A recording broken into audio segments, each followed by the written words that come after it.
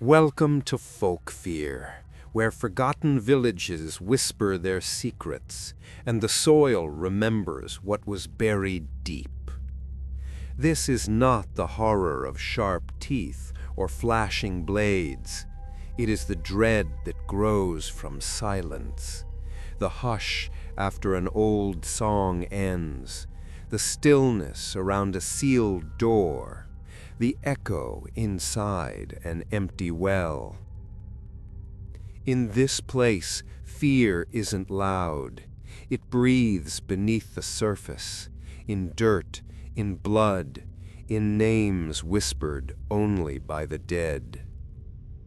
Tonight, we follow the story of a girl who returned to a village no map remembers, to a house built above something never meant to be opened again. A bone well sealed with skin, a curse passed through generations, and a lullaby that wakes the dead. This is The Bone Well, a haunting folk horror tale. Light a candle. Listen closely, and do not hum the lullaby out loud. The road to Dam Khan had narrowed with each passing kilometer, as though the world itself conspired to choke away the path.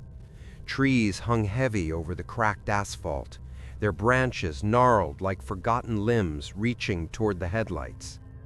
The forest had grown too quiet, no birds, no insects, only the crunch of gravel beneath the tires and the slow breathing of the engine as it climbed a shallow hill toward a place no one visited anymore. Le hadn't said the name out loud in years. Even now the syllables clung to her throat like smoke. Dam Khan. A dried pond, a forgotten village. She hadn't wanted to return, not until the letter came, written in her grandmother's spidery hand. No greeting, no signature, just 6 words written in faded ink. Come before the candle dies. Bah. That was all. No address, no explanation. Just the old whisper of obligation that had always bound her to that woman, to that house, to the silence buried beneath the floorboards. The moment she crossed the sagging wooden gate into the ancestral yard, the wind stopped. Not slowed, stopped. The air felt wrong, still but not peaceful, like the moment right before a scream. The grass had grown thick and brittle, yellowed like old teeth. Her boots made no sound as she stepped onto the moss-stained stones leading to the front door of the house she had not seen since she was 11. The house sagged with memory. Wooden slats leaned in strange angles. Ivy had wrapped itself around the corners like a binding spell. A single wind chime, one made from cracked porcelain and rusted forks, clinked faintly, though the air remained dead still. Le exhaled sharply and reached for the door. It opened before she touched it. Inside, the house smelled of rainwater and old incense, of dried herbs and mildew, and something older, something faintly metallic, like rusted iron too long buried in earth. And then she saw it. In the far corner of the living room, resting on a low wooden table beside her grandmother's empty rocking chair, sat a single oil lantern. Lit. No electricity ran in Dam Khan. There hadn't been any in decades. The village had never recovered after the flood, and most families had left long before Le was born. But here, impossibly, the lantern burned. Its flame danced inside the cracked glass, casting soft golden light on the dust-covered walls. It should have smelled like kerosene. It didn't. It smelled like burnt hair. She should have turned back. Every instinct in her stomach clenched tight, told her to leave now, get in the car, and never return. But something about the flame held her. It flickered in a rhythm that felt almost deliberate, like a pulse, like breath. On the table beneath it, she found a folded cloth embroidered in red thread. The pattern was strange, half mandala, half winding river, with symbols she couldn't read. When she lifted it, a small brass key slid out, along with a dried almond blossom, brown and crumbling. It had no scent, but it felt warm. The floor creaked behind her. She turned, fast, too fast. Nothing. Only the quiet. The kind of quiet that feels crowded. Let moved through the house like a ghost, retracing her own footprints. Each room was still, untouched. Her grandmother's bedroom door was shut tight, just as she remembered. She didn't dare open it. Not yet. Instead, she walked down the narrow hallway to the back room, the room that had once been hers. The door stuck in the frame, but gave with a groan. Inside, dust clung to every surface, thick as velvet. Her old bed frame stood in the corner, metal bars rusted through. A single photograph remained on the wall, crooked and nearly faded beyond recognition. But Le knew it. Her mother standing by the old almond tree, the one that no longer bloomed. Something thudded softly beneath her feet. She froze, listened. Silence again, but not the same. This silence was heavier now. It had weight. She crouched slowly and pressed her ear to the wooden floor. At first, there was nothing. Then, a breath. Soft, shallow, faint as wind through a keyhole, but steady. Something, or someone, was beneath the house. She stood slowly. She backed out of the room, heart pounding. The lantern still burned in the living room. She didn't want to touch it, but she had to know. The moment her hand brushed the glass, the flame surged higher, and in that brief flare of light, the red thread on the embroidered cloth twisted like it was alive, forming a symbol she hadn't noticed before. A well, circular, deep, etched in red loops, and above it, stitched in delicate cursive, a single word in Old Vietnamese. Nhớ. Remember. The lantern pulsed once, then stilled, and in the distance, far beyond the hills that cradled Dam Khan, a bell rang. Once, hollow, bone deep, and Le, though she didn't understand how, knew the bell had rung for her. The bell had rung only once, a hollow note that echoed through the empty fields like a breath drawn from the earth itself. By morning, Dam Khan was veiled in mist.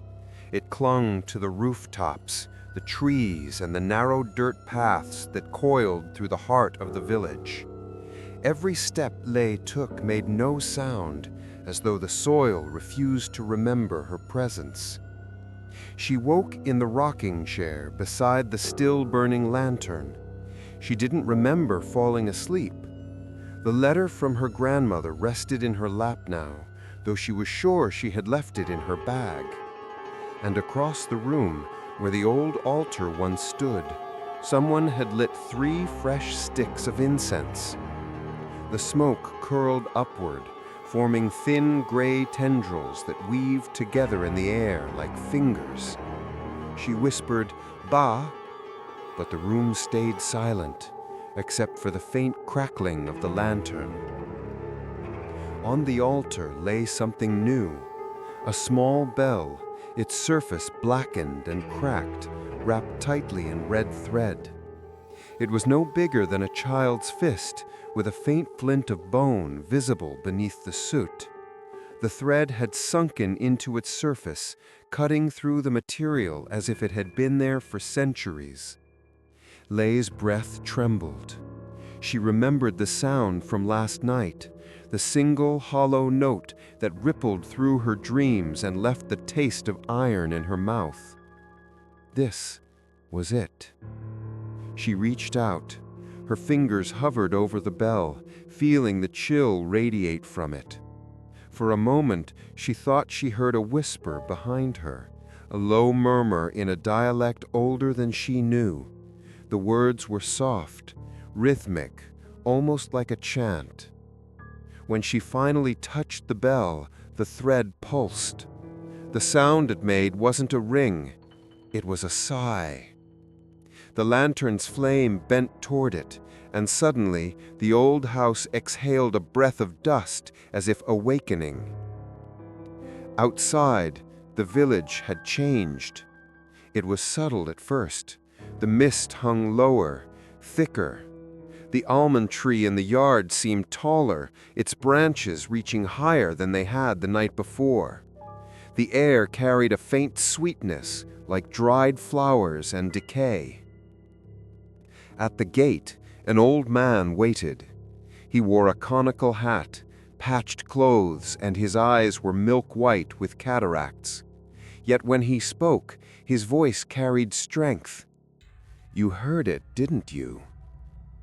"The bell?" "Yes," he whispered. "It rang again, the first time in 40 years."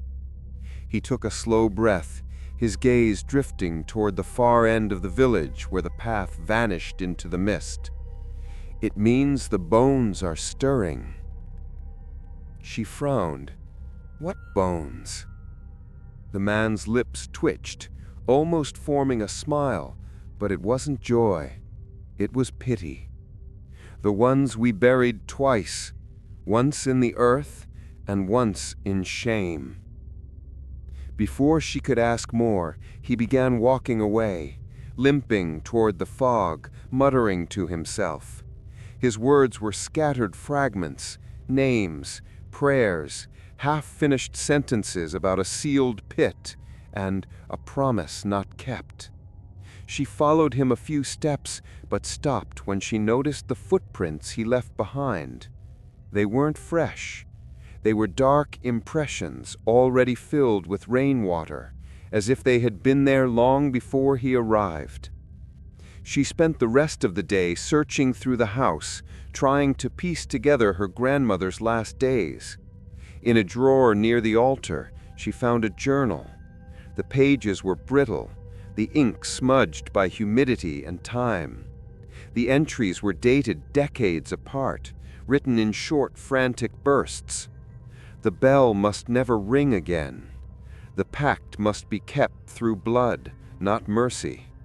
If she returns, the well will open. The last page was dated just 1 week before Lei received the letter. "I am too old to keep watch. If she comes, it will be her choice. The well remembers her name." Beneath it, a single brown fingerprint smeared across the paper. Not ink, blood. Night came early in Damkan. By 6, the mist had turned silver, the field swallowed whole by fog. Lei sat on the porch, the lantern beside her, listening to the faint hum of insects. The old bell rested in her hand. She wanted to believe it was just a story, that the bell was just an heirloom, the house just haunted by her memories. But something inside her refused that comfort.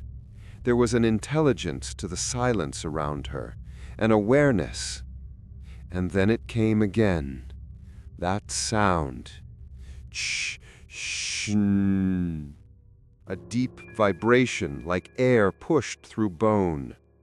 It came from far away, across the village, through the fog, past the dead fields, from somewhere near the old riverbed.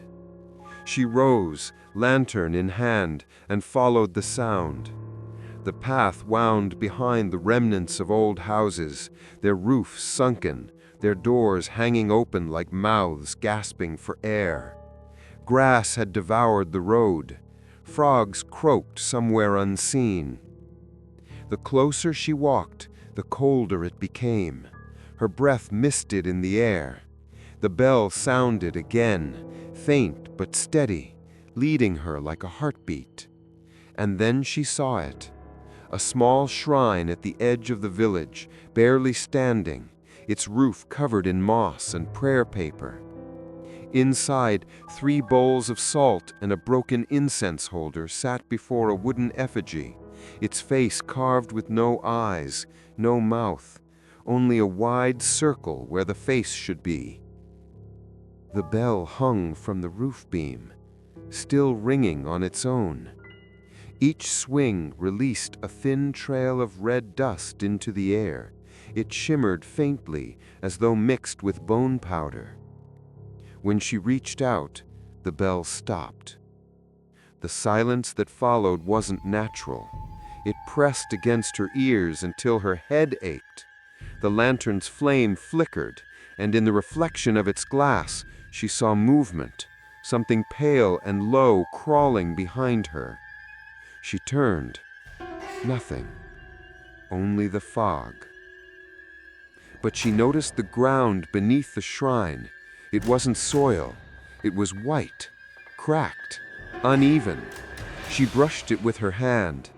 Not stone, not clay, bone. Hundreds of small fragments packed into the earth like gravel, and buried within, a rusted symbol scratched in one large piece, a circle with 3 vertical lines cutting through its center. She had seen it before, in her grandmother's embroidery. The bell rang once more, louder this time. The lantern flared, and every dog in the village began to howl. The fog thickened, rolling like smoke. Shadows twisted inside it. For a moment she thought she saw her grandmother's outline, frail, hunched, but unmistakably watching her from the mist. Then the voice came. "Child of my child, you woke them." She froze. The voice was old, distant, and trembling with sorrow. It came from everywhere at once, from the earth, from the well of the bell, from the hollow in her chest. She whispered, "Who are you?"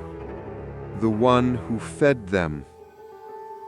A gust of cold wind slammed through the trees. The bell fell from the shrine and rolled to her feet, the red thread snapping apart like severed veins. The ground beneath her pulsed once, twice, then cracked open slightly with a low moan, releasing a breath of rot and damp air. She stumbled backward, the lantern nearly went out, and from the fissure a faint sound rose. A song, hummed by a voice that didn't breathe. A lullaby, the one her mother used to sing before she disappeared. She ran back toward the house, the bell still clutched in her trembling hand. Behind her, the shrine collapsed. The mist followed her like a tide. When she reached the porch, the lantern's flame steadied again, bright and unwavering. And through its glass, she saw her reflection, but it wasn't alone. Standing just behind her, over her shoulder, was her grandmother. Eyes open, mouth sewn shut. The bell rang one last time, once, and the air went still. The next morning arrived without sunlight. The mist clung to the world like wet cloth, and even the sky seemed to have forgotten color. Let woke to the sound of dripping, slow, deliberate drops striking the wooden floor beside her bed. When her eyes opened, she found the oil lantern had gone out at last, but a new candle now burned beside it, half melted and resting in a small dish of bone ash. And beside that, her grandmother's journal, open to a page she hadn't left it on. The ink had run, as if touched by rain, but the words were still legible. To seal the well, they used the skin of the willing. The curse demands flesh that remembers. Beneath it was a crude drawing of a circular pit surrounded by strange symbols, triangular shapes pointing inward. In the center, a single red mark, shaped like a handprint. Her stomach tightened. The memory of last night pressed heavy on her chest. The bell, the song, the crack in the ground. She wanted to believe it was just exhaustion, some trick of her mind after days of sleeplessness and grief. But grief did not leave bruises. Her arm bore a faint mark now, shaped like the same hand from the drawing. She washed the blood away under the pump behind the house. The water that came out wasn't clear. It was pale, gray, with a smell faintly metallic, like rust. She stopped pumping. The water stilled, and for a moment, she swore she saw something just beneath its surface. A face, pale, still, eyes open. Then it was gone. That evening, she found herself drawn again to her grandmother's bedroom, the one she had avoided since arriving. The door creaked when she pushed it open, and the air that drifted out was colder than the rest of the house. The curtains were drawn, yet the room seemed to glow faintly, lit by something unseen. On the table beside the bed sat a bowl of blackened rice and 3 wilted flowers. A single candle had burned down to its base, leaving a small mound of wax shaped like a spiral. And on the far wall, behind the altar, someone had carved into the wood. The carving wasn't words, it was a diagram. A circle with an opening on one side, like a mouth. Around it, etched in thin, trembling lines, were shapes of bodies, kneeling, bowing, their arms raised toward the center. She leaned closer. There, in the smallest of the carvings, was something different. One of the drawn figures wasn't kneeling. It was lying flat, face down, and beside it, carved faintly, was a symbol that looked like a stitched seam. Let felt her breath leave her. Skin. Her grandmother's words returned like a whisper in her ear. The willing. She spent the next hours searching for any sign of what that ritual might have been. The villagers, what few remained, wouldn't speak of it. Those she met in the narrow paths looked at her as if she were already a ghost. Finally, one woman, wrinkled and blind in one eye, took pity. Her name was Ba Tu, the oldest living soul in Damkan. She asked, "You want to find the well?" Voice trembling like wind through leaves. "Then you must walk where no birds go. Follow the almond tree's roots. They drink what was buried." Let nodded, confused but desperate. What was sealed there? The old woman smiled faintly, her teeth blackened by betel. Not what, who. When Let asked what she meant, the woman began to hum softly, an old lullaby, the same tune from the night before. And when she opened her mouth again to continue, blood trickled down her chin. At dusk, Let found herself back beneath the great almond tree at the edge of the property. The ground beneath it was soft, too soft for soil this dry. The roots twisted like veins, thick and pale beneath the earth. She knelt and brushed away the dirt. Her fingers caught something hard, smooth and cold. It wasn't a stone. It was porcelain. A bowl cracked with faint blue patterns. Inside it lay something that looked like teeth. Small, perfectly white. Children's teeth. Her hands shook. She dropped the bowl and it shattered. The sound echoed too loudly, like a bell struck under the earth. Then she heard it, a faint, rhythmic tapping from beneath the soil. She froze, listening. The tapping grew stronger, more deliberate, until it sounded almost like nail fingers scratching wood. Something below wanted out. She staggered backward, clutching the lantern, her breath fogging in the cold. The roots of the tree trembled, a slow vibration that rippled through the earth, and then silence. The quiet returned, deep and smothering. But the bowl had reassembled itself. The pieces now lay neatly in a perfect circle, and inside them, new teeth had appeared, smaller than before, almost infant-like.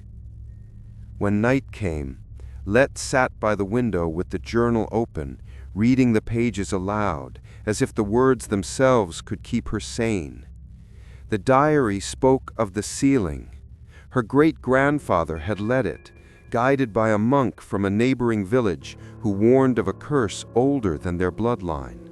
Something had been unearthed in the fields, a dry pit lined with bones, too many to count.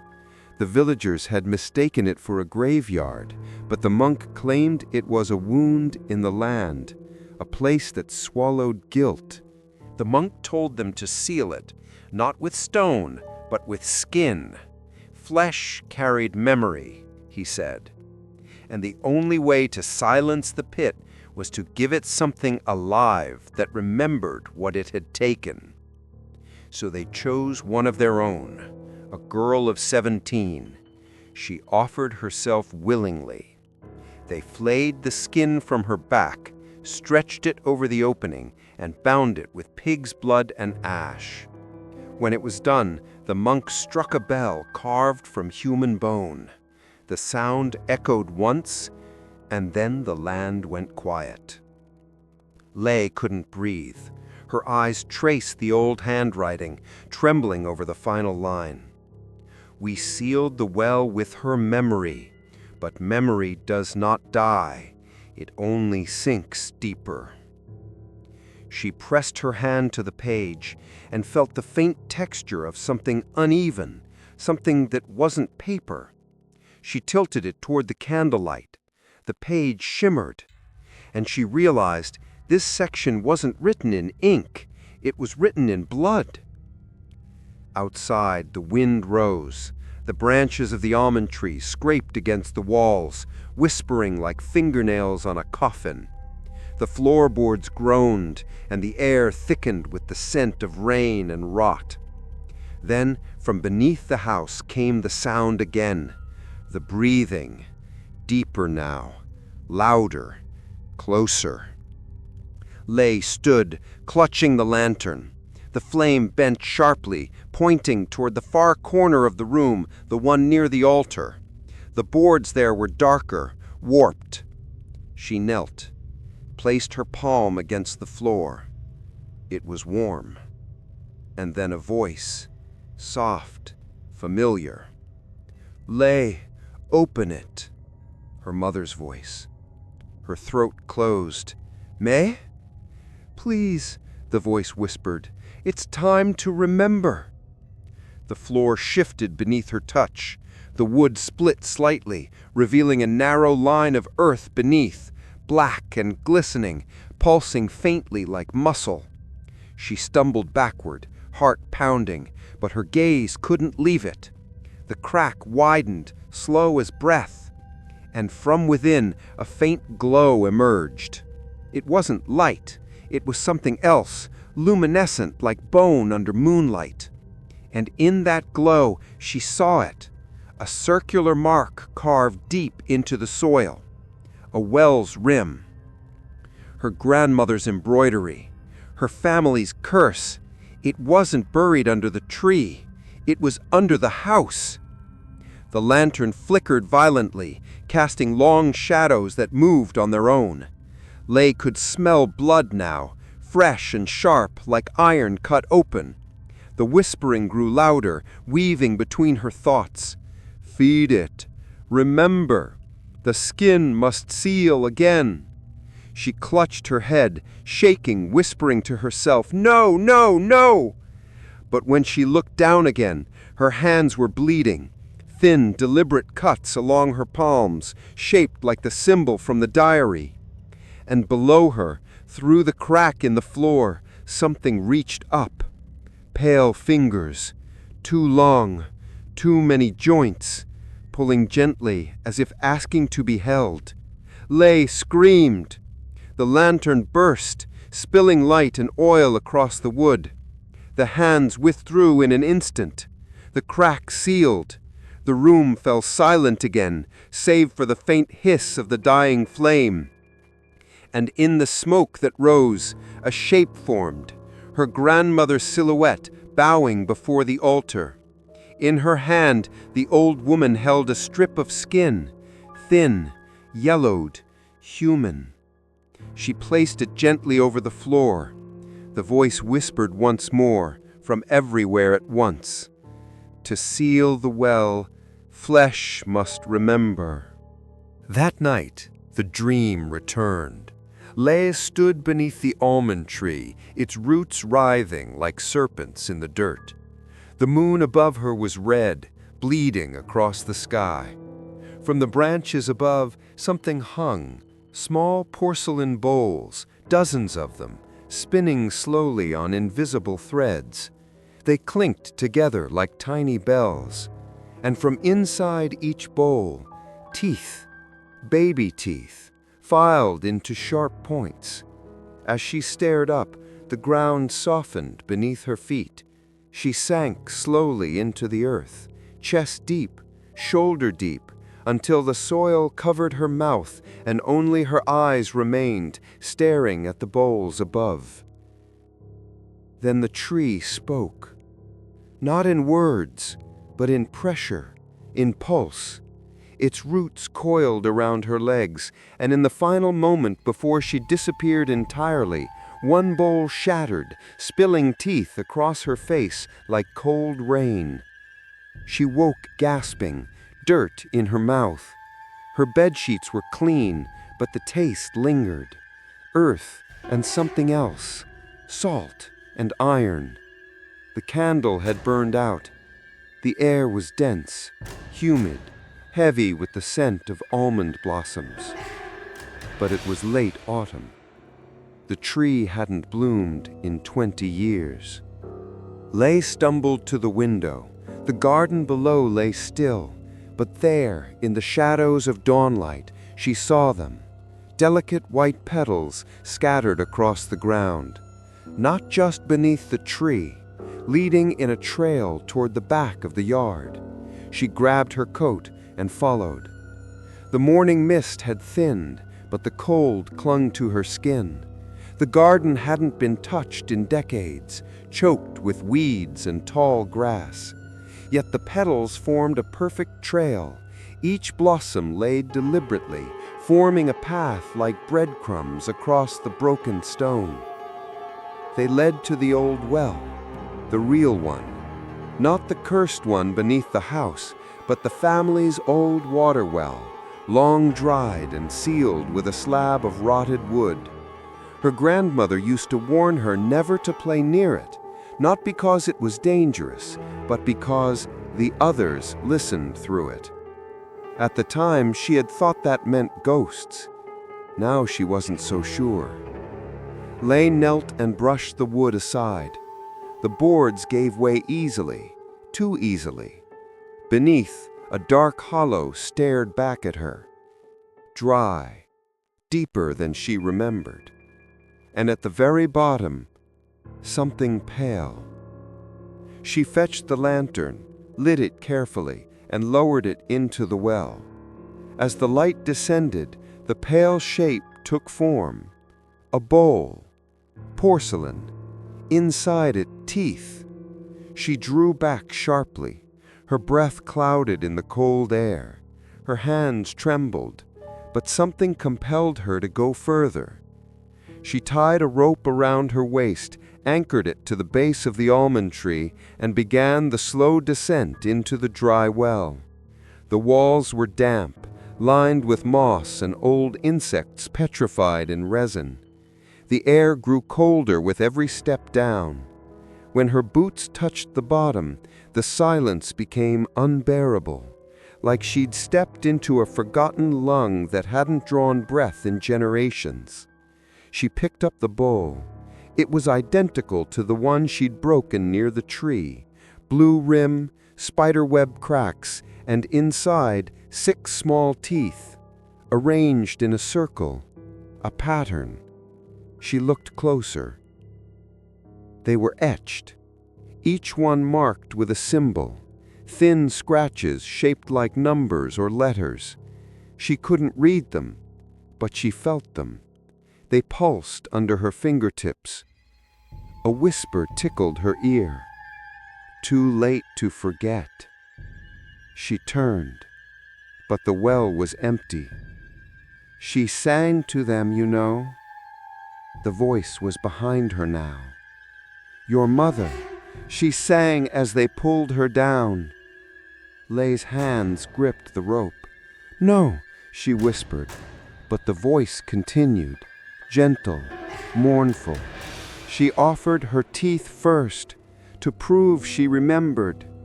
Lay's knees buckled. A memory stirred, long buried, grainy like a photograph left in the sun. She had once seen her mother press a tooth into the altar's incense bowl, crying as she lit the sticks. Not a child's tooth, her own. Sacrifice through memory, flesh that remembers. And in that instant, Lay knew. Her mother had not run away. She had been given.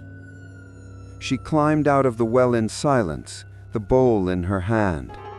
The world above felt thinner, like she was still in a dream and hadn't fully awakened. The light seemed false. The birds had stopped singing. She returned to the house and laid the bowl on the altar. The teeth clinked together softly.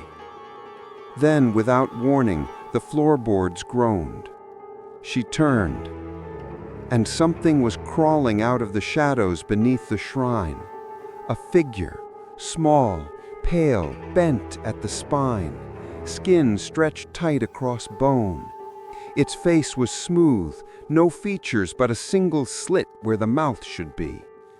In its hands it carried another bowl, this one full of blood. It placed the bowl beside hers, turned its eyeless head towards her, and opened its mouth, unhinging wider and wider until the slit became a circle. No teeth, just darkness. And from that void it whispered, "We remember, do you?" Then it vanished. Gone. No trace.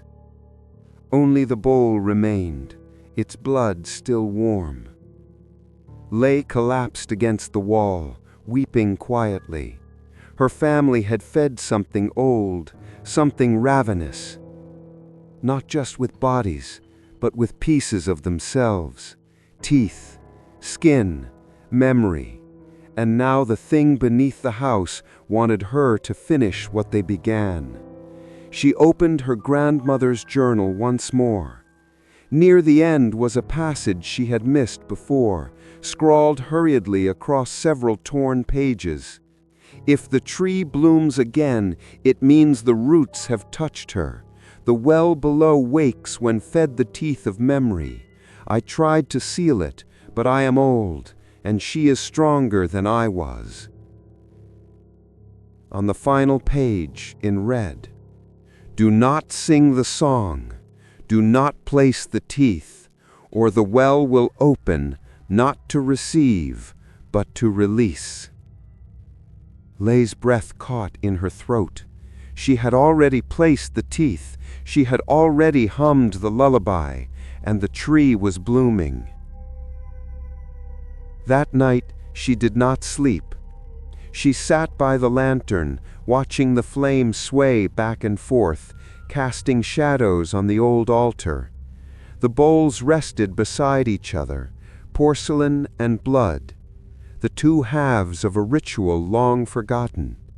Outside the almond tree rustled, though no wind blew, and from beneath the floorboards the breathing returned, slower now, deeper, hungrier. The wood beneath her feet was no longer warm, it was hot, sweating, alive. And in the corner of the room, the bell wrapped in red thread had begun to swing on its own, though no hand had touched it. It rang softly, once, then again, and with each chime a tooth rolled from the altar and landed on the floor, clicking softly as it came to rest beside her bare foot. She didn't scream, not this time. Instead she whispered, "I remember." And the ground beneath her whispered back, "Then you are ready." The house had grown silent again, but not peacefully so. It was the kind of silence that curled around her like a shroud, pressing against her ears until she swore she could hear her own blood moving, pulsing in slow, rhythmic waves, like footsteps echoing through a long-forgotten corridor. Lei sat alone beside the cold lantern, her breath still and shallow. The bowls on the altar remained untouched, but the tooth that had rolled to her feet earlier was no longer there. She had not moved it. It had moved on its own. Somewhere in the walls, a faint scraping sound stirred, like nails across stone, not urgent, not threatening, deliberate, like something waking up. She wandered the house for hours that day, trying to remember what her mother's lullaby truly sounded like. Bits of it came in fragments, gentle humming, a soft melody that rose and fell like breath, a rhythm that felt older than memory. She'd never thought about it before, never questioned where her mother had learned it. Now she understood. It hadn't been learned. It had been passed down, just like the bowls, just like the well, just like the silence. A melody meant not to soothe, but to feed. Because songs were made of memory too, and memory was the first offering. At midday, she walked into the garden again. The almond tree's blossoms had multiplied overnight, carpeting the yard in white petals so thick she could no longer see the soil. They smelled sweet, sickly so, like sugar left to rot. Bees swarmed in lazy spirals above them, but their buzzing was wrong. It was too low, too slow, almost like chanting. She crouched at the base of the tree and placed her hand on the roots. Warm again. They pulsed faintly, and when she pressed her ear to the bark, she heard it. The song, hummed softly, not from outside, but from within the tree. The same lullaby. Her mother's voice. She stumbled back, heart pounding. The curtains billowed inward, though the air was still. Moonlight poured across the floor in pale ribbons. The shadows it cast moved on their own. The voice was feminine, familiar. Her mother. But the words, they weren't Vietnamese. They weren't anything she'd heard before, but her tongue ached to repeat them. She rose, bare feet, and stepped into the hallway. The air had thickened again. The candle at the altar flared as she passed, and the floorboards beneath her sang back. Each step released a note. Not a creak, not wood on wood, a tone. High, low, high again, as though her footsteps were playing a scale only the dead could hear. The song led her toward the cellar. The door had been nailed shut for years, but tonight it hung open, wide and inviting. Lantern in hand, she descended. The air down there was different. It didn't smell like mold or dust. It smelled like iron and rice wine and something ancient, something that remembered fire. The walls were covered in markings, not carved, sung. That was the only way she could describe them. Symbols that shifted as she looked at them, flickering like echoes. Spirals, arrows, open mouths, bowls, circles nested within circles, and always, beneath every set of marks, a tooth embedded into the wall like a nail. She followed the hallway deeper, guided only by the hum of her mother's voice, until she found the door. It was made of stone, cracked down the center and sealed with lines of dried blood in the shape of that same spiral symbol. Something behind it breathed. And then, from behind the stone, a voice, not her mother's, but her own, sang the lullaby, note for note, perfect, as if it had always known how to. Lei dropped the lantern. It didn't break. It simply went out. The air shifted. The darkness around her folded inward. She felt the stone door pulse, once, twice, then begin to open. Not outward, inward, like a mouth. A wave of heat rushed out, followed by the sound of bones being stirred, hundreds, maybe thousands, rolling against one another like pebbles in a tide. She backed away, but the shadows behind her refused to part. From the dark chamber, a hand reached out, small, familiar, her mother's. But her arm was wrong. It was covered in tiny teeth, growing like barnacles from wrist to elbow. "She sings with me," the voice begged. Lei turned and ran. The cellar stretched longer than before, as though time had bent around her. Each breath she drew brought with it another note of the song, worming itself into her chest, wrapping itself around her ribs. By the time she reached the stairs, her mouth had already begun to hum the tune. She collapsed onto the wooden floor of the main house, gasping. The door to the cellar slammed shut behind her, sealing without a sound, and the journal lay open beside her once more. This time it had only one line: "If you sing, you remember. If you remember, it returns." Her voice trembled. She hadn't meant to hum. It had come from somewhere deeper than thought. She touched her lips. Blood. And between her teeth, something sharp. She pulled it out. A tooth. Not hers. Someone else's. And on it, scratched in impossible detail, was her name. Lei did not sleep that night. She sat in the center of the room, journal open, lantern unlit, and the bloody tooth resting on a piece of red thread. The darkness pressed close around her, but she no longer feared it. She understood now. The fear didn't come from what waited in the shadows. It came from what called to her in the light. From the things passed down, not just heirlooms, not just stories, but obligations, bloodline bargains. Morning came without fanfare.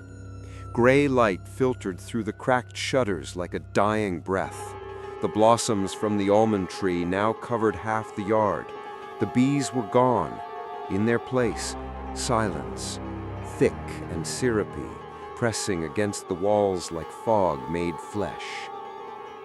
Lei opened her grandmother's trunk, the old cedar chest that had never been unlocked in her childhood. The brass latch broke off easily, as though it had never been meant to stay shut. Inside, cloth bundles wrapped in red silk, jars of ash, a child's shoe, dried herbs she didn't recognize, and buried beneath them all, a small lacquered box sealed with wax. She broke the seal with her thumbnail. The lid creaked. Within, a photograph. Black and white, faded. Her grandmother, much younger, standing in front of the old almond tree, her hands resting on a bundle wrapped in cloth. A baby. Beside her, another figure, thin, blurry, face obscured. On the back of the photograph, 2 words, written in trembling ink. Too high. The second. Lei stared. Her pulse thundered. Second? She had no siblings. Her mother had been an only child. Unless... She returned to the journal. Near the middle, stuck between 2 pages, she found a letter, unfolded and unfinished. It was addressed to her, written in her grandmother's hand. You were never meant to return, not after the first song, not after the fire. But the well never forgets its offerings, and you were the second born. The paper trembled in her grip. Second born? But her mother had told her she was an only child. Her grandmother had always said the same. The family line had been small, reclusive. She had believed it. She had needed to believe it, because the alternative was unthinkable. She turned the letter over. There was more written faintly in charcoal. The first one went willingly. The second must return. Beneath it, a single name. Lei. Her name. She ran to the attic. She hadn't been there since childhood. The pole cord still hung from the ceiling, swaying slightly despite the still air. The stairs groaned beneath her weight. The attic smelled of salt and dried herbs, old wood and secrets. It was darker than it should have been. No windows, no light. Only rows of jars labeled in ink, each one filled with water, and in each a single tooth. She counted them. 12. 12 generations. 12 offerings. At the end of the row, a 13th jar, empty, labeled Lei. Her knees buckled. She sat there for what felt like hours, staring into the void of that empty jar. And then she heard the footsteps, soft, measured, climbing the attic stairs. She turned slowly. Her grandmother stood at the top step, but she was wrong. Too tall, too still. Her feet did not move as she walked. She floated slightly, the hem of her al-baba dragging without touching the floor. Her eyes were hollowed pits, her lips sewn shut with red thread. And in her hands, she held something wrapped in silk. The silk unraveled on its own, revealing bones. Tiny, infant-sized. A skull, half crushed. Lei recoiled, shaking her head. No! Her grandmother nodded once, then reached up, tugging gently at the seam of her stitched lips. Thread snapped. Dust fell, and she whispered, "She was the first. You were the debt." The attic burst into flame. Not real fire, something worse. Memory made manifest. Images flooded Leigh's mind, her grandmother kneeling beside the well, her mother sobbing as she held a newborn, a ritual circle drawn in ash and blood, a lullaby sung to silence crying, then a knife, and the silence of a child who would not be raised. She screamed. The vision broke. The attic returned. Empty. The silk bundle was gone. The jars remained. The 13th was now full. A tooth floated gently in its center. Downstairs, the floor groaned. She descended slowly, every step leaden. In the center of the living room, the boards had lifted. A circle of them peeled back like petals, revealing a pit beneath, a perfect well lined with bone, the true bone well. Its surface shimmered, not with water, but with memory. Leigh stepped forward. She saw her mother kneeling. She saw herself, a baby, cradled in bloodied arms. She saw her grandmother watching, singing, and behind them all, something vast, a presence made of teeth and silence, and the hum of songs no living throat should sing.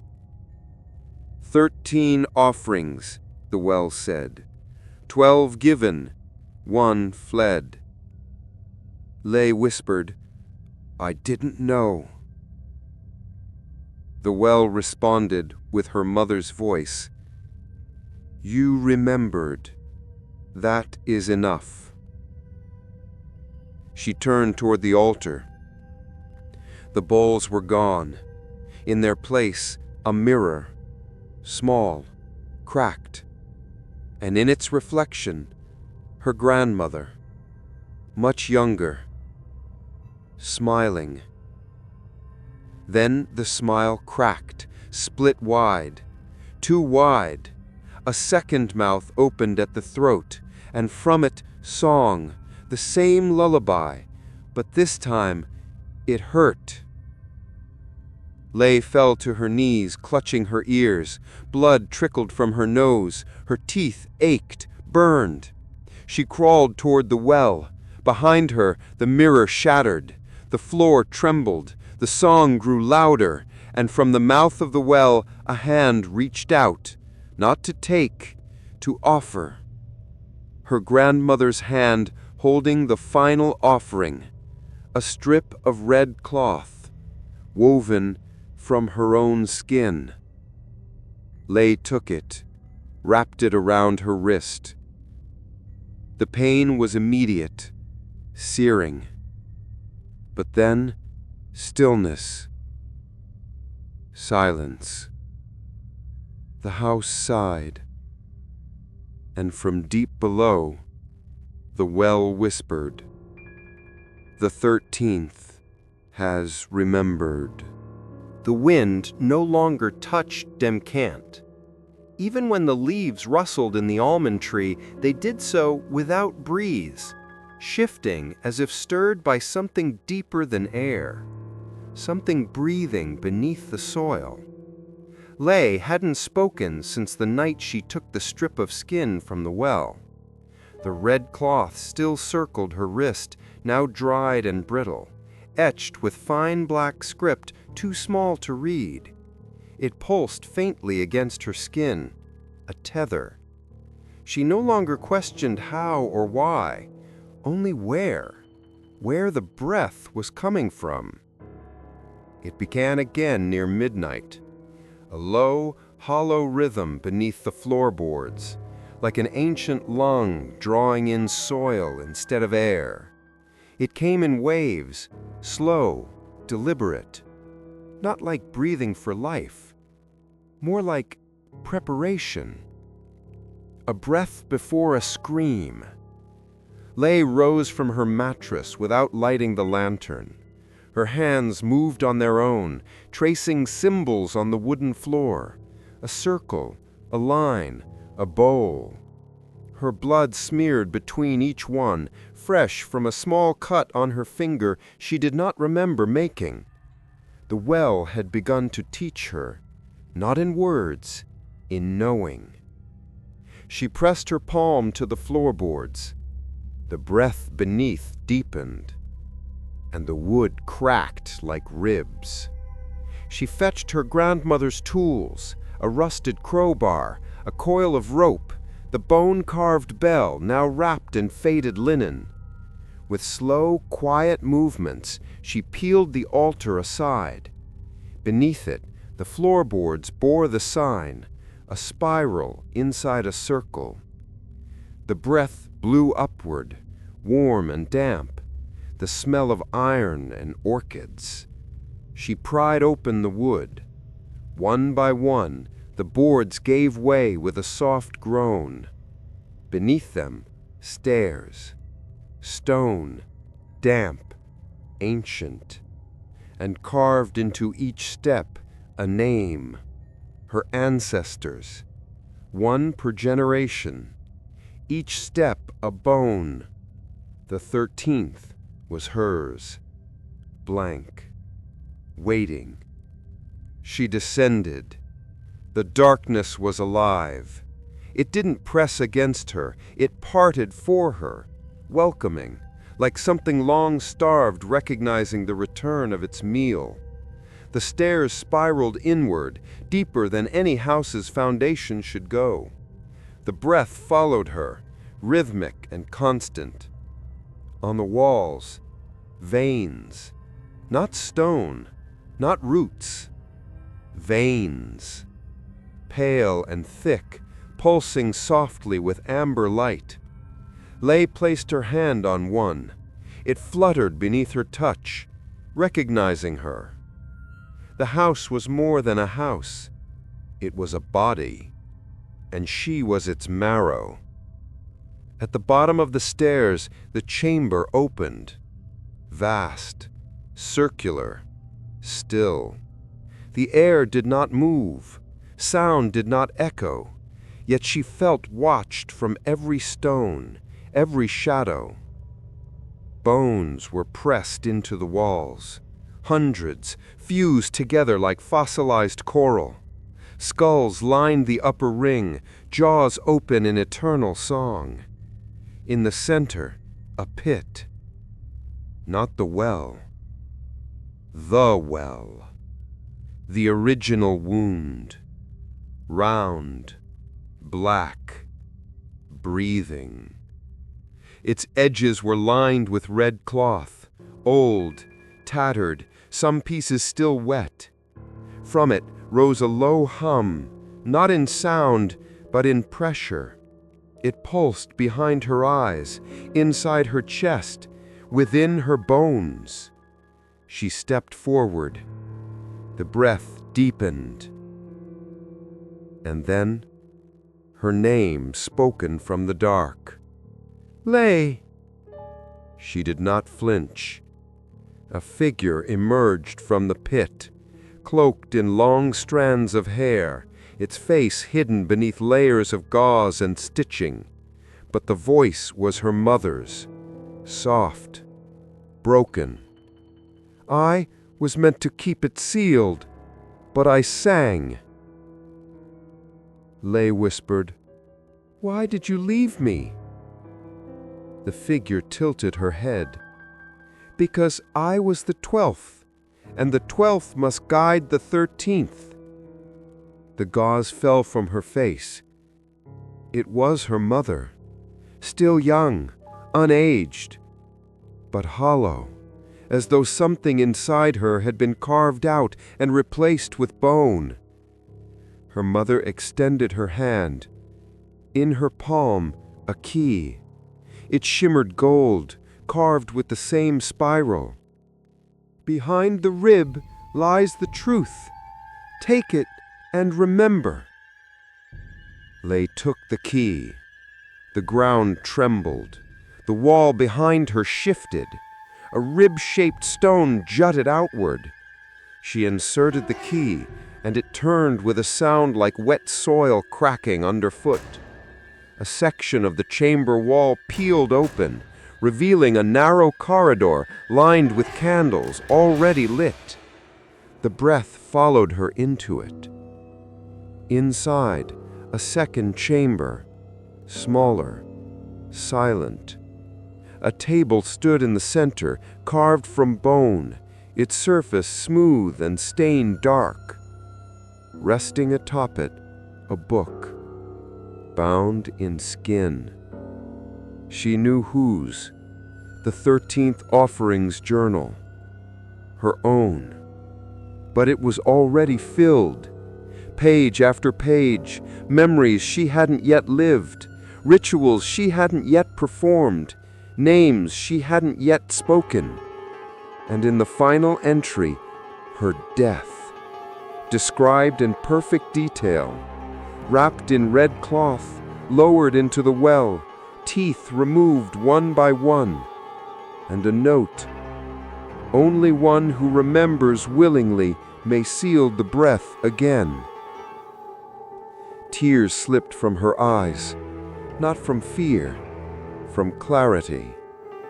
She now knew why she had been called back, not to destroy it, to become it. The breath in the chamber halted, total stillness, and in that pause, the entire chamber exhaled. The bones in the walls shifted, skulls turned, teeth clenched, the floor beneath her feet rippled. And then, a voice. Her grandmother's, her mother's, her own. "Will you seal it?" Lay pressed her hand to the journal. Blood flowed from her wrist, soaking the pages. "I will remember." The chamber shook. The pit beyond roared. And from beneath the house, Demcant shuddered awake. Above ground, the blossoms fell from the almond tree. The bowls on the altar shattered. The bell rang once, then cracked. The final breath had begun.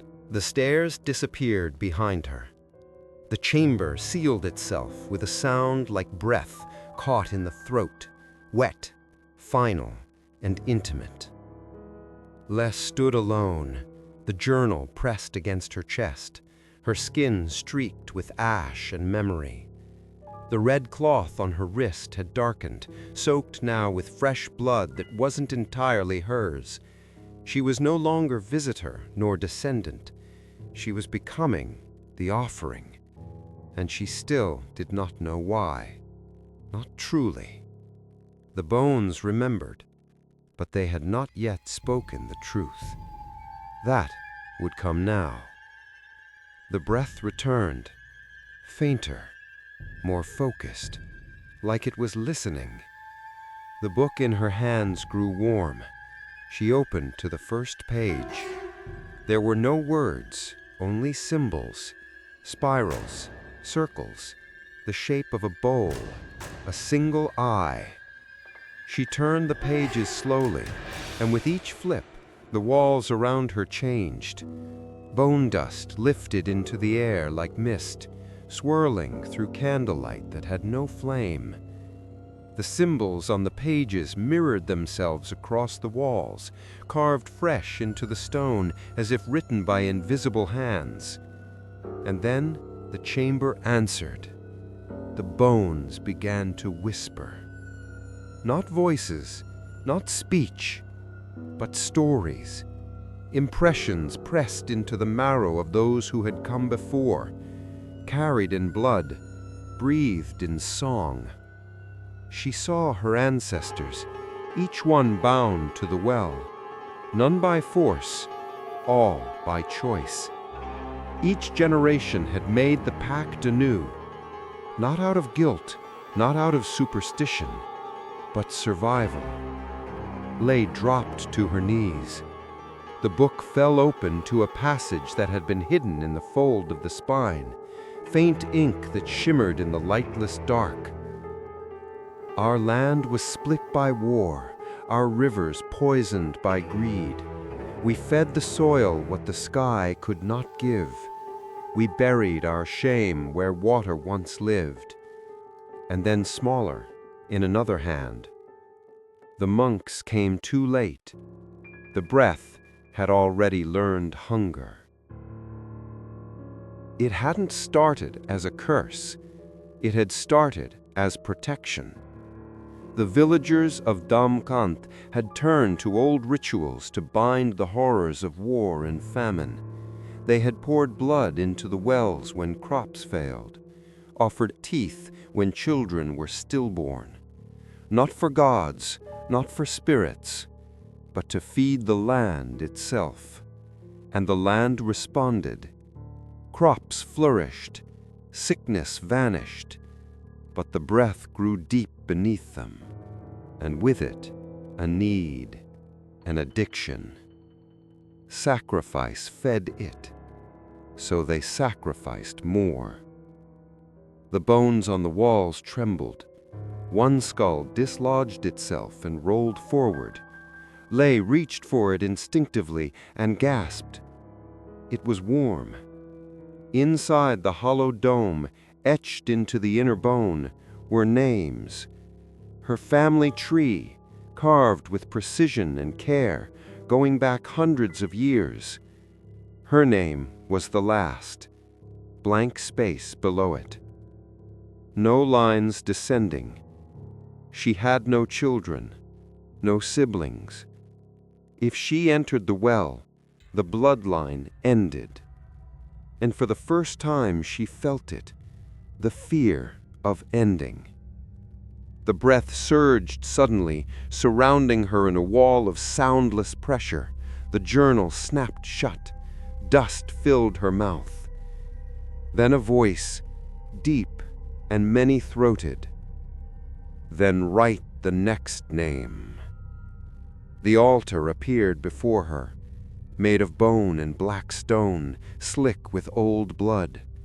A quill lay atop it, sharpened from a bird's bone, and beside it, a bowl filled with powder. Lei touched it. Bone dust. She picked up the quill, dipped it into her own blood, then hesitated. What was the pact? Why had they done this? Survival? Or was it devotion? The voice answered before she could ask. The pact was not made for land. The pact was made for silence, for forgetting. Images returned in a storm. Her grandmother sobbing in front of the well, her mother humming the lullaby through tears. The first child offered willingly, face serene, eyes wide. They hadn't done it to gain. They had done it to contain, to trap a thing that had grown teeth in the dark. The well was not fed to please a god. It was fed to keep something asleep. The pact was a lock. The offerings were keys. They steadied her hand. She dipped the quill again, and beneath her own name, in the book of bone, she wrote a single word. Chi, older sister. She remembered her now, the first, the one they never told her about. Tiny feet, silent breath, eyes open but never blinking, wrapped in red, given to the earth. Her name had been taken from every record, but her bones were still singing. The well answered. The pit beyond opened its breath wider, as if inhaling that memory. And then, footsteps. From behind her. Slow, careful, barefoot. Lei turned. A girl stood in the corridor, 6 or 7 years old, wearing a white aojai stained with red threads. Her face was soft, familiar. Her eyes were her own. She said nothing. She held out a tooth. Her own tooth. Lei took it. The girl smiled, and then turned, walking back towards the pit. She did not step. She floated. Her image flickered like candlelight, and as she reached the edge of the well, she turned back and said, "For the first and last time, you remembered, so I can rest." Then she stepped in and vanished.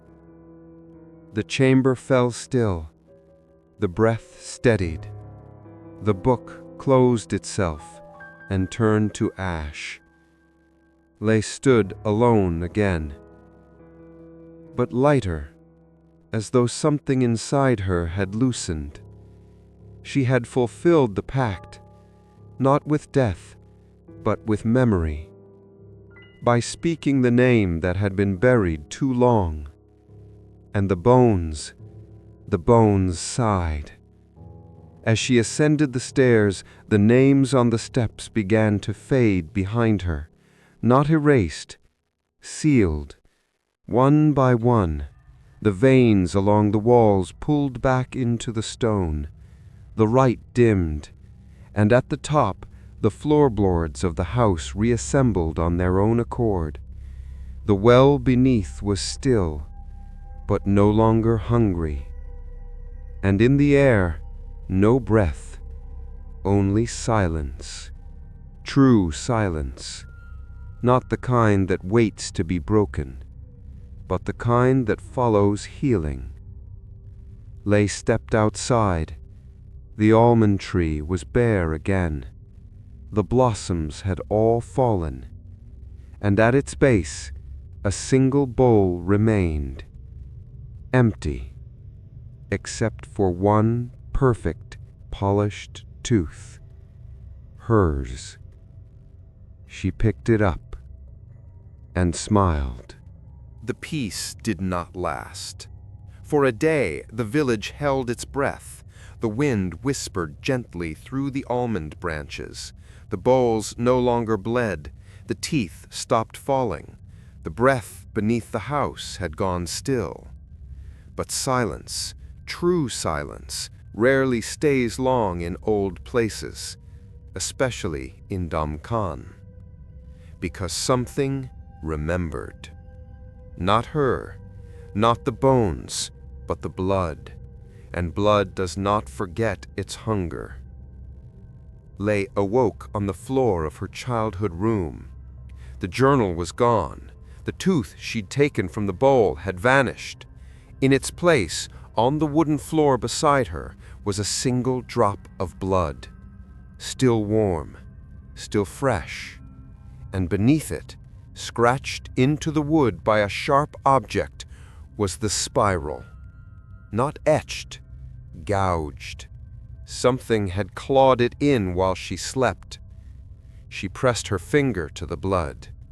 It pulsed, then sank into the floor. The house had changed again. Walls she didn't remember now existed. Doors led to rooms she had never known. And in every room, something small, something off. A bowl placed upside down, a child's drawing of a tree with red roots, a mirror cracked with no reflection, a single tooth balanced perfectly on a spoon. She walked the halls in silence, barefoot, holding the old bone bell in her hand. She dared not ring it, not now. She found her grandmother in the kitchen, but not alive. The body sat propped in a wooden chair, back to the doorway. Its hair was loose, long and dry, spilling over its shoulders like a curtain of smoke. Lay approached carefully.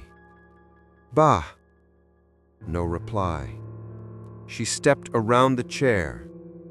The body was dried out, desiccated, but its eyes were open, wider than any living eyes should be. In the center of each, drilled into the iris, was the spiral, red, still glistening, and in her lap was a bowl, full of blood. Lay stepped back, hand covering her mouth. The old woman's lips cracked as her jaw moved, slow, deliberate, bone dry. "It's not over," it rasped. "You sealed memory, but not hunger." Leigh's knees gave out. "I thought I ended it." The dead eyes rolled upward. The body began to tremble. "You remembered her name, but you forgot the price. The well never wanted names. It wants blood." And then the body collapsed. The bowl shattered. Blood spilled across the floor and slithered, crawling on its own toward the hallway, toward the cellar. Leigh ran after it, heart pounding, bare feet slapping the soaked wood. The blood flowed like a stream with memory, flowing through doors that opened on their own, circling corners with impossible speed, until it reached the altar and vanished, seeped straight through the floorboards, the boards that had once sealed the well. And as Leigh stood there, catching her breath, the floor cracked open once more. But this time, it wasn't silent. This time, it screamed. The sound came from beneath, the sound of bones grinding, the sound of dozens of mouths gasping in unison, the sound of the pit awake. She knelt, peering into the open wound in the house. The spiral steps were gone. In their place, a slope, a tunnel of flesh, breathing, twitching, lined with teeth. The well had changed. It was no longer sealed. It was open, and it had been fed. She descended. The blood marked her path, illuminating the tunnel in pulsating red. Her footsteps echoed strangely, as if delayed. Her own breath sounded like someone else's. The tunnel pulsed. It was narrowing, contracting, swallowing her. At the base, a second chamber opened, larger than before, deeper. The ceiling arched like the ribcage of a great beast. The walls were no longer stone. They were bone. And in the center, where the well had once rested as a silent mouth, now yawned a gaping wound. It throbbed like a heartbeat. Fresh blood pooled around it. From the far end of the chamber, something moved. A figure, cloaked in hair, crawling slowly toward her. It was her mother, no longer hollow, but full, skin tight with new veins, teeth embedded along her arms, her belly bulging unnaturally as if something writhed inside. Her voice was wrong, wet, deep. "You fed it memory, but not enough. Now it wants what was promised." Leigh backed away. "No, I sealed it. I remembered. I ended the line." The creature's smile widened too far. "Blood does not care about lines." It opened its mouth. Inside, rows of teeth. Not its own. Children's of. Dozens of them. They began to sing. The lullaby. Leigh clutched her ears, but the song moved through bone, not air. It trembled in her teeth, behind her eyes, in the marrow of her spine. And then her own body responded. Her mouth began to hum back. She couldn't stop it. The well accepted the answer. The chamber shook, and from the pit something rose. It wasn't human, not fully. A tangle of limbs, some thin and infant-like, others stretched long like vines, faces pressed into its surface, eyes blinking from beneath skin, mouths whispered fragments of lullabies, and in the center of its chest, the bowl, still full, still warm. It extended a hand. Leigh fell to her knees. She understood now. She hadn't broken the curse. She'd only awakened it fully. By remembering, she'd fed it awareness. By singing, she'd fed it form. And now it wanted what was due. She crawled toward the bowl. Her reflection shimmered in its surface, not as she was, but as she had been. A baby, crying, then quiet, then wrapped in red silk. She looked at the creature. "You fed on us," she said softly. "No," it whispered. "You offered. And now offer again." She picked up the bowl. It felt heavy, not from the blood, but from the generations inside it. She drank. The blood was sweet, too sweet, like honey rotting in the sun. The moment it touched her tongue, she screamed. Her teeth cracked, her vision blurred, her body lifted from the floor. The lullaby exploded inside her. When she woke, she was lying at the edge of the almond tree. The house was gone.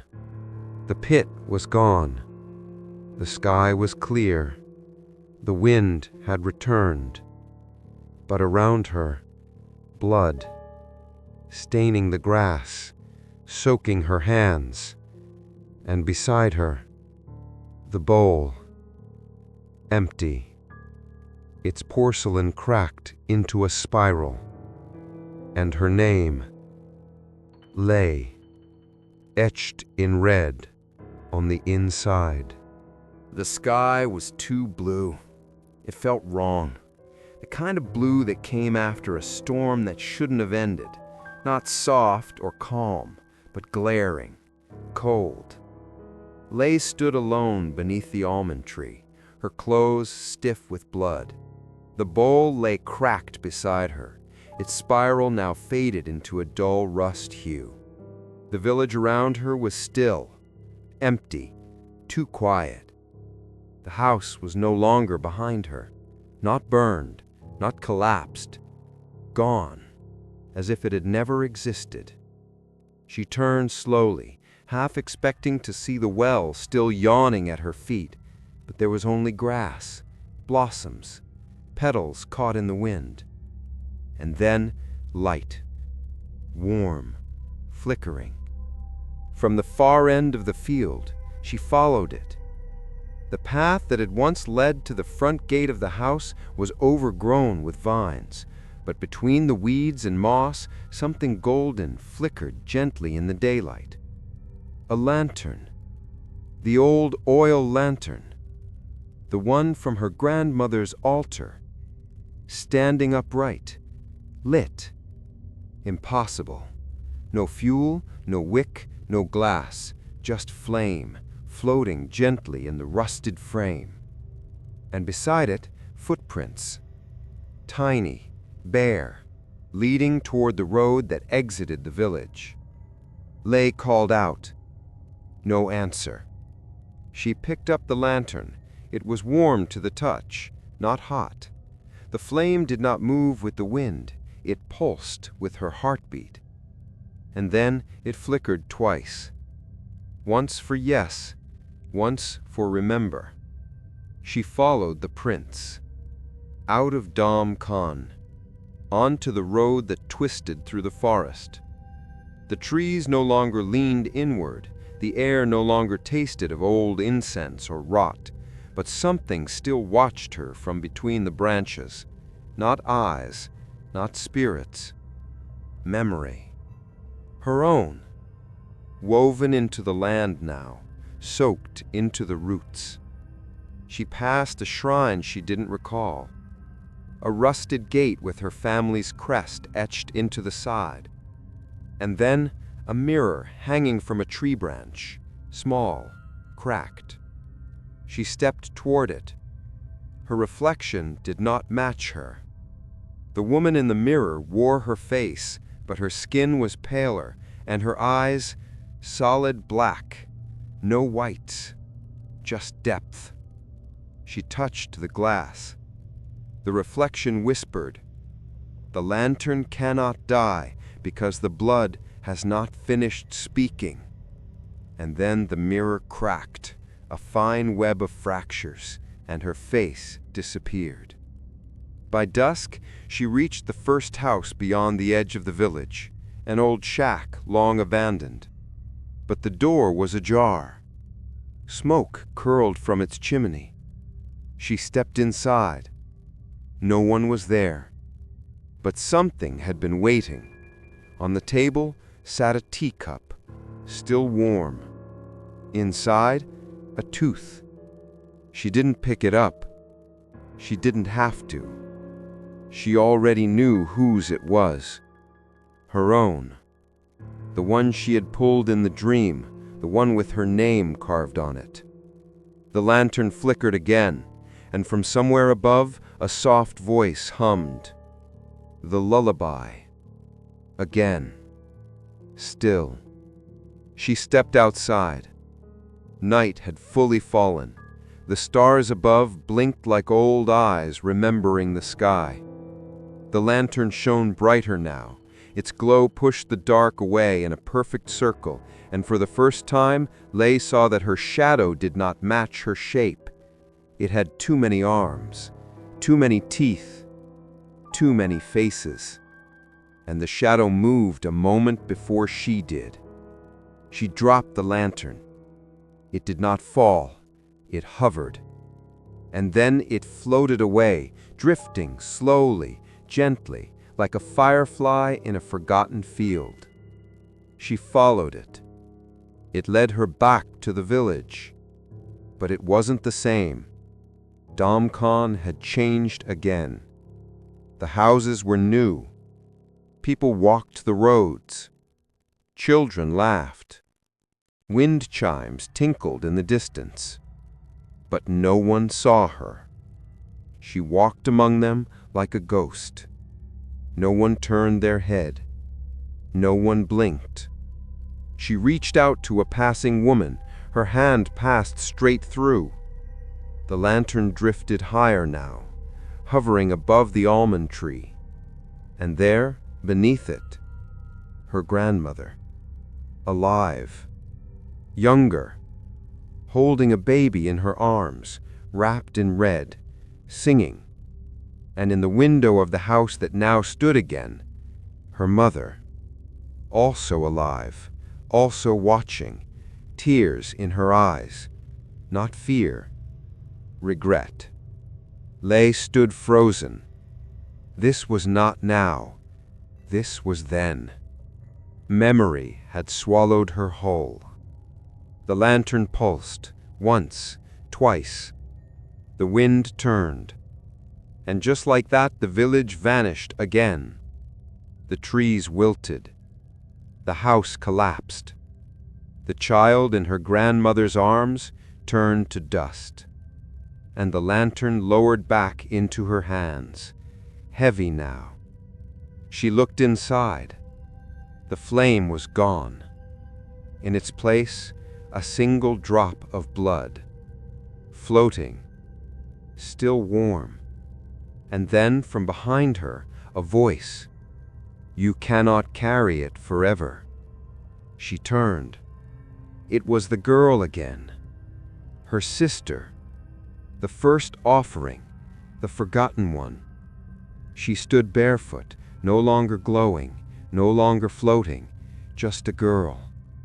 Her eyes were kind. She said softly, "The lantern is not meant for light. It's meant for memory, and memory must be passed." Lei knelt. How? The girl held out her hands, and in her palms 3 things. A tooth, a thread, and a wick. Lei understood. The flame had only ever been a lie. It wasn't fire. It was remembrance.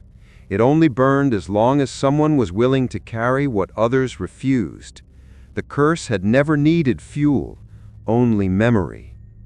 She took the wick, wrapped it in the thread, and placed the tooth inside. The lantern flared to life once more, blinding, white-hot. And in that light, she saw every ancestor behind her, lined up along the road, silent, watching, smiling, and then fading one by one as the flame burned cleaner, hotter, truer, until only one remained, her mother. She stepped forward, hand outstretched, but Lei didn't reach back. Instead, she knelt and placed the lantern on the ground for someone else to carry. She had remembered enough, and now it was time to rest. The lantern was no longer in her hands. It had passed on, but the warmth of it lingered in Leight's palms like a goodbye whispered too softly to hear. She sat by the almond tree in the thick of night, surrounded by petals that no longer bloomed and air that no longer moved.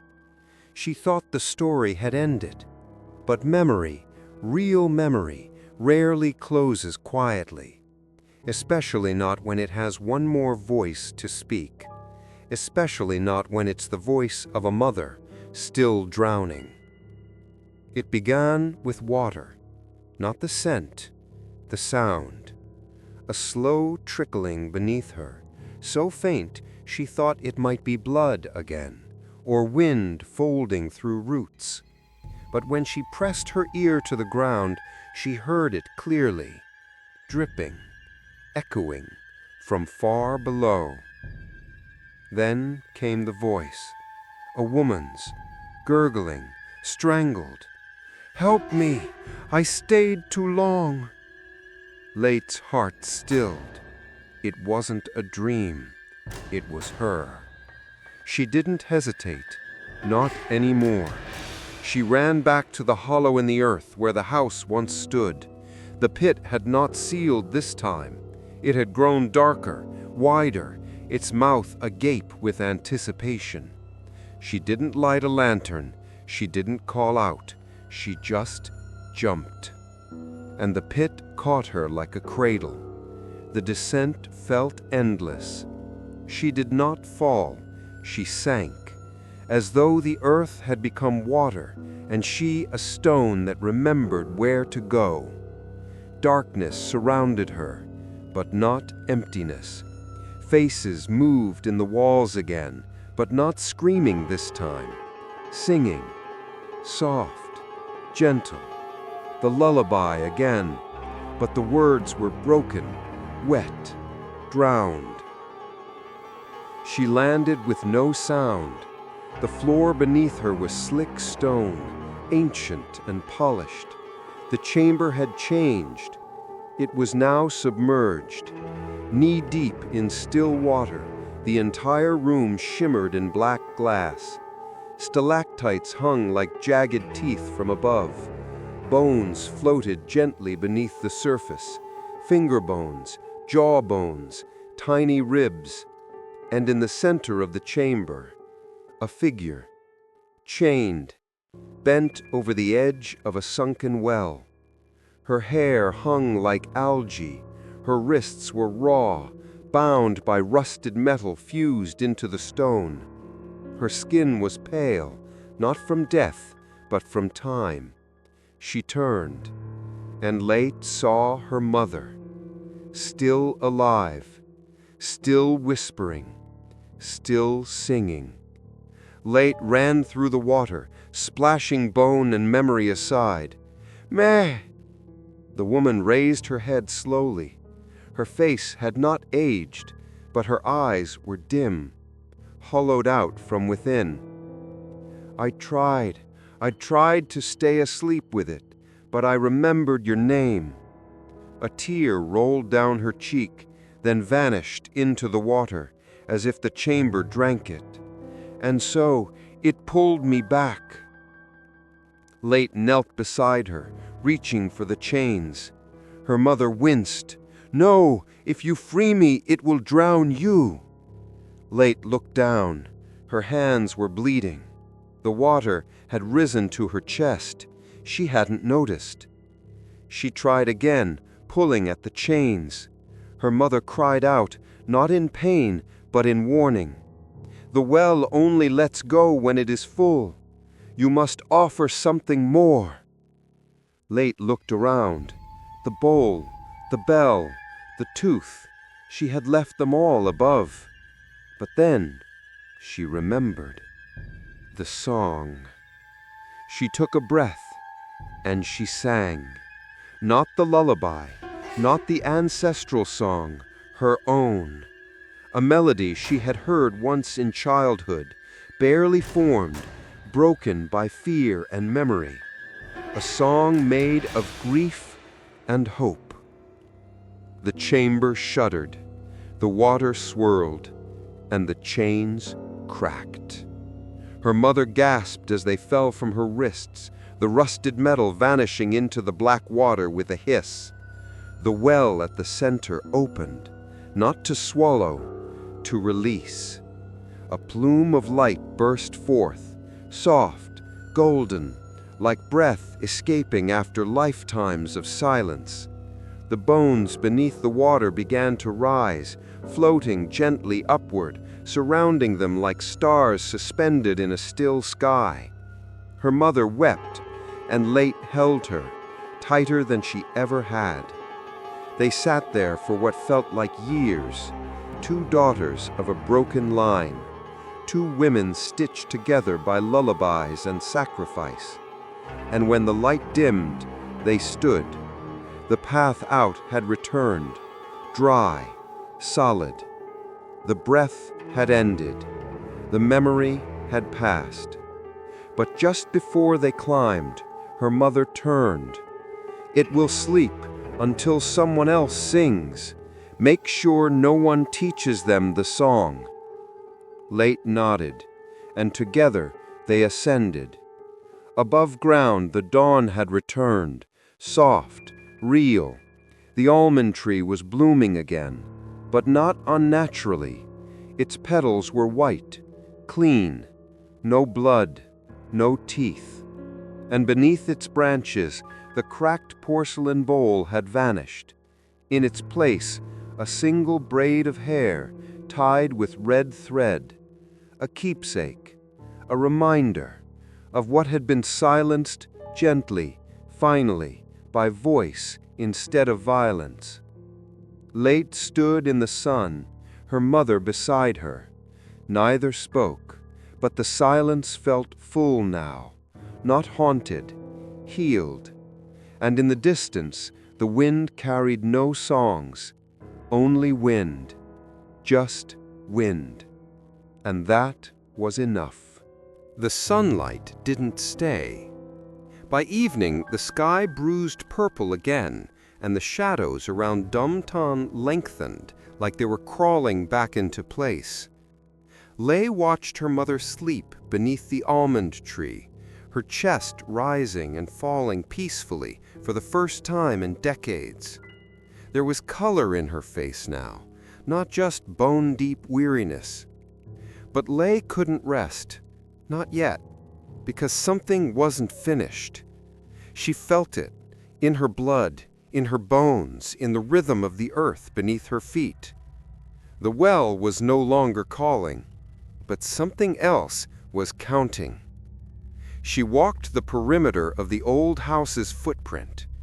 Though it had vanished, the shape of it remained. Grass refused to grow there. The corners still whispered when the wind moved through them. She stood where the altar had once been, where the pit had opened, where the breath had first spoken. She knelt and placed her palm on the earth. It was cold. And then it pulsed once and whispered, "A daughter was taken. A daughter was returned. A daughter remains." Lei's breath caught. She stood quickly. "No," she murmured. "I gave memory. I gave blood. I remembered." But the earth answered again. "You broke the cycle. You restored the line, but you must balance it." The wind picked up.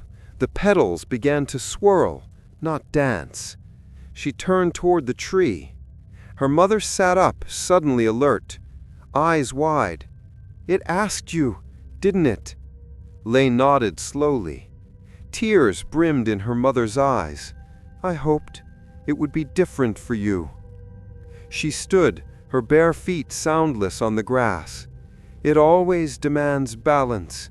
A daughter for a daughter." Lei stepped back. "No, I won't give you back. I just saved you." Her mother smiled, gently. "You're not meant to." The wind stopped. The petals dropped to the earth, unmoving. And the village held its breath.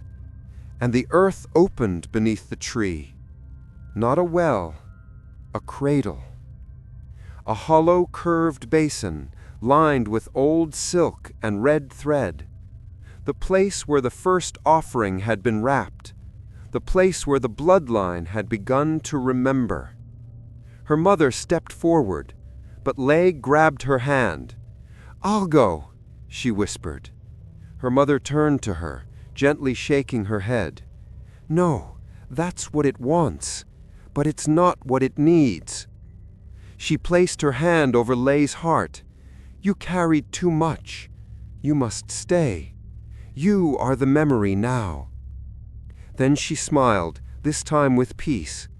"I was never meant to return, only to be released." Before Lei could speak, her mother stepped into the cradle. The earth accepted her. The silk closed over her body. The petals lifted on their own, spiraling downward, blanketing the hollow. There was no scream, no song, only one final breath. And then, stillness. Lei knelt beside the cradle, placed her forehead to the ground, whispered the lullaby one last time. And when she finished, the earth rose, slowly, carefully, until the cradle was gone. In its place, a sapling. Thin, delicate, but already blooming. White petals clung to its branches like snow that had chosen to stay. She pressed her palm against its bark. It was warm, alive. And beneath it, the roots pulsed, not with breath, with memory. The village shifted again, but not with horror, with balance. The mirrors no longer showed other faces. The bowls, if found, were empty. The well sealed itself, not forcefully, but like an eye finally closing for sleep. And the wind returned, natural, clean. That night, Lei lit a candle, just one. No altar, no prayer, only flame. And beside it she placed 3 objects: a thread, a tooth, and a small braid of her own hair. An acknowledgement, a record. And when the candle burned out on its own, she smiled for the first time, because it meant no one had taken the flame. She dreamed. In the dream, the house was whole. Her grandmother sat in the rocking chair. Her mother stood in the kitchen, humming. And a little girl played outside, laughing as almond petals fell in her hair. None of them spoke, but their silence was full of love, of forgiveness, of release. When she woke, the sun was rising, and Lei finally knew. The curse was never about punishment. It had always been about remembrance. It only became a curse the moment they tried to forget. And she would not forget. She would carry the memory, but she would live, because the well had been filled, because the line had been mended, because a daughter had been given, so that a daughter could stay. It began with the wind. Not a gust, not a breeze, but something older. something that moved through the skin, not around it. Lei stood at the edge of Damkan, just beyond where the village ended and the wild fields took over. Her hands were stained with soil. Her nails were cracked. The skin beneath her eyes was paper-thin from sleepless nights, but she was at peace. The earth no longer hummed beneath her feet. The well no longer breathed, and the wind whispered only wind. Still, something was coming. Not from below, but above. The sky had turned pale. Not white, not gray, just pale. The color of worn bone left too long in the sun. It was noon, yet the shadows had lengthened. Birds no longer sang. Insects no longer buzzed. And the petals from the new sapling, the one that had bloomed where her mother had lain, were falling faster than they should. Lei tilted her head toward the sky. There were no clouds, no sun, no sound, just stillness. And then it began to fall. At first, she thought it was ash, soft specks drifting gently from above. But when one landed on her palm, she saw it clearly. A tooth, tiny, porcelain white, shaped like a grain of rice, still warm. Another fell beside it, then another, then dozens, falling soundlessly onto rooftops, onto tree branches, into water bowls, into open hands. A rain of bone. And with it, silence. Not absence of noise, absence of memory. She stumbled backward, watching as the village was slowly blanketed in teeth. Everywhere they landed, something unwrote itself. Footprints vanished, names on doors faded, incense smoke stilled, the wind froze in place. And Lei felt something slipping away. Her grandmother's laugh, her mother's voice, the warmth of the old altar. The first time she bled into the soil and the earth answered. It was all being taken back. The well had fed on sacrifice for so long it had never been full. Until now. And with fullness came the final hunger, oblivion. She ran through the village, shouting names, singing the lullaby, calling out into the falling rain of teeth. But no one heard, no one answered. Even her own voice sounded far away, like it was echoing from another life. She fell to her knees beneath the sapling. The petals were gone now. The bark had cracked. Its roots were bleeding sap that smelled like vinegar and iron. A bowl sat beneath it, empty. And Lei understood. The well had accepted her offering, but the world had not. Balance had been paid, but the cost was memory. Not hers, everyone's. One final tooth fell into her lap. It was hers. She didn't remember losing it, but when she held it to her heart, she felt her name slip out of her mouth. Not spoken, shed. She was becoming unremembered. She crawled back to the hollow where the house had once stood. It was buried again now, covered in grass and blossoms, but the spiral was still faintly etched in the soil. She lay down in its center, closed her eyes, and began to hum. Not to fight the forgetting, but to mark it. If she could not hold on to the past, she would at least give it one final shape, one final sound. As she sang, the rain slowed. The teeth scattered like snow.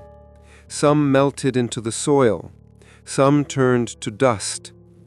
And the wind returned, not as memory, not as breath, but as blessing. A small one, enough to keep the sapling rooted, enough to leave one bowl whole, enough to let one story remain. When she opened her eyes, the village was gone, truly gone. No ruins, no shrines, no roads. Only grass and wind and silence. Lei stood barefoot, the final tooth still pressed in her palm. She did not remember her name. She did not know the song, but she knew why she had stayed. And that was enough. At the edge of the forest, a child waited, barefoot, hair tied in red thread, holding a lantern that flickered softly in the daylight. The child said nothing, just smiled, and together they walked into the field, leaving no footprints, but leaving somehow a shape in the air, a shape like a spiral, a memory that no longer had a name, but refused to be forgotten. No one remembers Damkan. It isn't on maps. It isn't in books. It isn't in stories passed from elder to child. The road that once led there no longer exists. The trees have reclaimed it. The fields have buried it. And yet, sometimes just after dusk, when the wind carries no scent and the air forgets how to echo, someone finds the well. A child, often, always alone, drawn by something they cannot name, a hum without a song, a warmth without a fire, a memory that doesn't belong to them. The well is never in the same place twice. Sometimes it rests beneath a dead tree, sometimes in the clearing behind a crumbling shed, sometimes at the base of a hill that no longer casts a shadow. But always there is a candle, lit, steady, and beside it a bowl, empty, waiting. The child never knows why they kneel, only that it feels right. Their hands move without instruction. They touch the bowl. They press their ear to the well. And sometimes, only sometimes, they hear a voice. Not loud, not frightening, just tired and familiar. Do you remember? The answer doesn't come in words. It comes in breath, in pulse, in stillness. It comes in knowing that something lived here once, that something was fed, that something sang, and more than that, something was loved. One child brought a tooth once, not on purpose. They lost it just the night before. It had fallen from their mouth into the dirt while they slept. The next day, they found the well, and when they placed the tooth in the bowl, the candle flared. And they dreamed for the first time of a village they never knew, of a girl who sang lullabies into the earth, of a tree that grew from red thread and memory, of a woman with eyes full of sorrow and silence. And when the child woke, the tooth was gone. But they never felt alone again. The well is not cursed, not anymore. It does not breathe, it does not hunger. It waits, like all wounds do, with patience, with memory, with love. Le is no longer a name, not truly. It is a shape carried by wind. It is a note carried in certain lullabies sung to restless children. It is a story whispered by old women with no daughters of their own. A daughter who remembered too well. A sister who sang too much. A woman who gave herself not to end a curse, but to hold it gently until it grew tired. And now, beneath the world, beneath the fields, beneath the forgotten hills, she sleeps. Not in pain, not in silence, but in stillness, with her mother's hand in hers and a candle beside her heart, still lit, still warm. So if one day, while walking alone, you find a place that feels like it's listening, where the air tastes like jasmine, and the wind hums without voice, and you see a candle flickering beside a hole in the earth, do not be afraid.